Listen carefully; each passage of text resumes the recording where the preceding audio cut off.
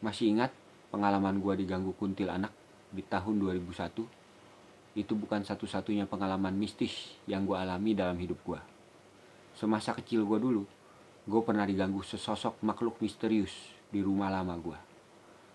Begini kisahnya.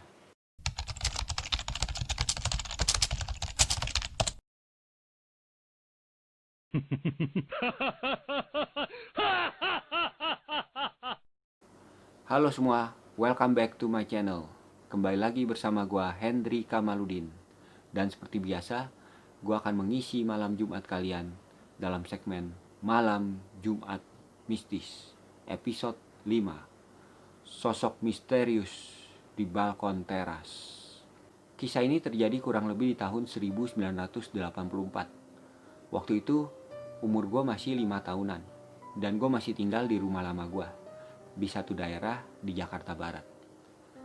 Rumah lama gue ini milik almarhum ama gue, nyokap dari bokap gue. Jadi ini rumah keluarga besar, gue tinggal rame-rame bareng bokap, nyokap, adik gue. Ada juga ama gue dan saudara-saudara bokap gue, kakak adiknya. Rumah ini letaknya bukan di dalam komplek, tapi jalan di depannya sepi. Bukan jalan raya. Jarang ada kendaraan atau orang lalu lalang. Dan jalannya ini lebar. Jadi jarak dari rumahnya ke rumah di seberangnya jauh. Rumah ini nggak angker, tapi rumah di seberangnya, pas di seberangnya, itu angker banget. Rumah tua, pernah ada yang bunuh diri di sana, gantung diri. Pokoknya serem banget deh. Hansip, warga sekitar, tetangga-tetangga, itu udah pada tahu, udah terkenal. Banyak yang diganggu kalau lagi lewat di depan rumah itu, atau kalau lagi di deket-deket sana. Yang ganggu makhluknya macem-macem. Ada Mbah Kunti, ada pocong, ada yang pernah lihat kepala doang di jendela gitu. Ada juga yang diganggu sama suara-suara misterius, macem-macem deh. Kalau udah malam, jarang ada orang berani lewat-lewat di sekitaran sana. Nah, termasuk orang-orang di rumah gue ini, banyak yang diganggu juga. Kebanyakan diganggunya kalau lagi di depan rumah, lagi di luar rumah gitu, lagi di teras. Ini kan rumahnya 2 lantai. Jadi kalau lagi di lantai bawah, di teras depan rumah. Kalau lagi di lantai atas, ada balkon teras gitu di bagian depan rumah. Nah, kalau lagi di sana-sana tuh, sering diganggu.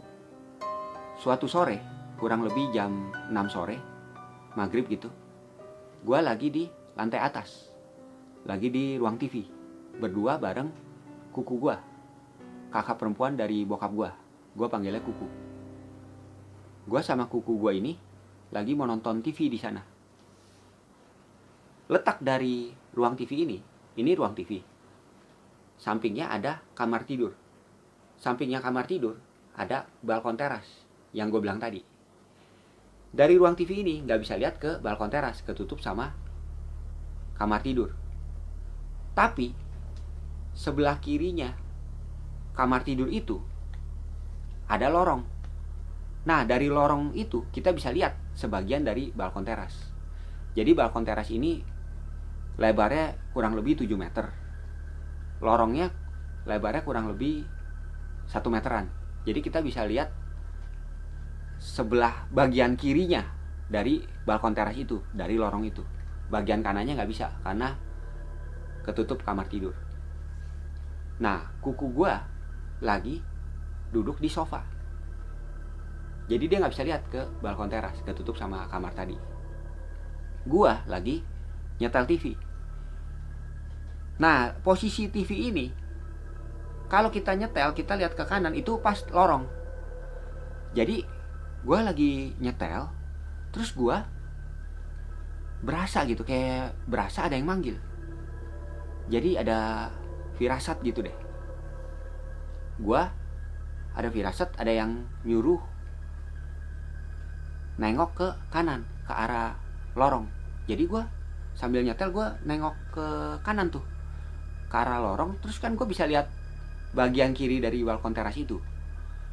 Gue ngeliat ada satu makhluk bentuknya orang lagi berdiri di sana, di balkon itu. Ini tinggi, orangnya ini tinggi, tingginya kurang lebih 2 meteran deh. Dia pakai semacam jas hujan gitu, terus ininya kupluknya ditutup gitu. Dan firasat gua mengatakan ini cowok. Dia nggak lagi lihat ke arah gua, dia lagi nggak ngadep ke gua, dia ngadepnya ke samping. Jadi dia ngadep ke bagian kanan, dari balkon teras. Jadi menyampingi gua. Terus gue liatin kan, ini siapa ya gitu. Gue perasaannya waktu itu nggak yang takut gitu, lebih ke penasaran ini siapa ya gitu. Terus dia lagi gue liatin gini, dia tuh mulai bergerak, jalan perlahan ke bagian kanan balkon teras. Jalannya itu pelan, bisa dibilang kayak slow motion gitu. Pelan dia jalan ke arah kanan, ke bagian kanan. Nah, gue liatin terus. Dia jalan pelan sampai dia nggak kelihatan lagi. Nggak kelihatannya bukan karena ngilang ya, tapi karena dia jalan ke bagian yang ketutup tembok gitu. Nah, gue liatin terus sampai dia jalan pelan sampai dia ketutup tembok, sampai gue udah nggak bisa lihat dia lagi. Nah, terus gue bingung, ini siapa sih gitu. Tapi gue kayak nyantai gitu. Mungkin karena umur gue kan waktu itu masih kecil ya, jadi gue nggak banyak pikiran macem-macem. Jadi ya perasaan gue ya nyantai-nyantai aja waktu itu. Gue balik lagi, gue setel TV, gue setel volumenya. Tapi gue masih kayak penasaran gitu, ini siapa. Jadi gue kayak masih ngeliatin ke kanan gitu. Setelah berapa lama gue bisa ngeliat dia lagi. Jadi dia balik dari bagian yang gue gak bisa lihat ke bagian yang gue bisa lihat. Dari sebelah kanan balkon ke sebelah kiri balkon. Masih dengan gerakan perlahan, kayak slow motion gitu. Dan masih menyamping. Jadi dia bergerak perlahan menyamping, sampai akhirnya dia mentok tembok gitu. Pas dia mentok, dia stop. Gue masih ngeliatin dia terus, dan gue masih belum ada perasaan takut gimana. Gue masih yang pikirnya ini mungkin saudara gue lagi mau isengin gue, kakak laki-laki atau adik laki-laki bokap gue. Bokap gue lagi nggak di rumah waktu itu, lagi keluar. Jadi gue pikirnya ini saudara gue lagi mau isengin gue nih mungkin. Gue masih belum kepikir kalau itu mereka kok tinggi banget gitu. Gue kepikirnya ya mungkin mereka pakai apa gitu buat isengin gue. Gue liatin terus sampai akhirnya seremnya dia mulai balikin badan dia perlahan-lahan ke arah gue. Nah, gue mulai kaget juga gitu, mulai takut juga. Sampai akhirnya dia full balikin badannya, full nengok ke arah gue. Gue lihat jadi kupluknya dia itu nutup sampai sebagian besar wajahnya dia, kurang lebih segini, sebagian hidung dia. Jadi gue cuma bisa lihat sebagian hidung dia ke bawah. Gue lihat mulutnya dia nutup, jadi gue nggak bisa lihat giginya. Mulut dia nutup, terus dia nengok ke bawah gitu. Yang paling gue notice selain dia tinggi banget, itu tangannya. Jadi dia kan pakai kayak jas hujan gitu, kurang lebih sampai segini di pergelangan tangan dia. Nah tangannya ukurannya sih sampai jarinya kurang lebih normal, tapi kukunya itu panjang banget. Kukunya kurang lebih, kalau ini jarinya segini, ini kukunya kurang lebih panjangnya sampai sini nih. Jadi kukunya kurang lebih sepanjang jarinya. Wah, gue makin kaget tuh. Kok kukunya panjang banget. Terus seremnya lagi, dia mulai bergerak perlahan-lahan ke arah gua. Jadi dia mulai jalan perlahan-lahan ke arah gua. Itu lorongnya panjang, jadi ada jarak cukup jauh, tapi makin lama makin deket. Dia makin deket ke arah gua. Gua makin berasa takut tuh di situ. Terus gua mulai yang, waduh, gua mesti ngomong nih sama kuku gua. Gua ngomong tuh ke kuku gua, itu kok ada siapa ya? Kuku gua kan orangnya penakut juga tuh. Jadi dia bilang, ada siapa gitu. Gue bilang, nggak tahu tuh, cowok. Terus dia bilang, cowok siapa? Apa dia udah mulai siap-siap mau kabur gitu. Terus gue bilang, nggak tahu, itu tinggi gitu, kukunya panjang. Gue bilang gitu. Begitu gue ngomong gitu, kuku gue langsung teriak kabur. Dia bilang, kabur gitu. Terus dia langsung lari gitu ke bawah. Wah, gue di situ gue mulai baru tersentak gitu. Tek gitu. Waduh, ini serem nih. Dari tadi lu nggak berasa takut, ini serem banget gitu. Gue mulai berasa takut banget di situ. Gue yang tek tuh, gue langsung kaget banget. Terus gue ikut lari tuh, nyamperin kuku gue sambil gue teriak, tunggu gitu. Ya kuku gue tapi nggak tunggu, dia lari aja gitu. Gue juga lari ikutin dia, turunin tangga. Itu sampai beberapa anak tangga gue lompatin tuh. Syukurnya gue nggak jatuh tuh. Sampai akhirnya kita sampai di lantai bawah. Nah, di lantai bawah banyak orang.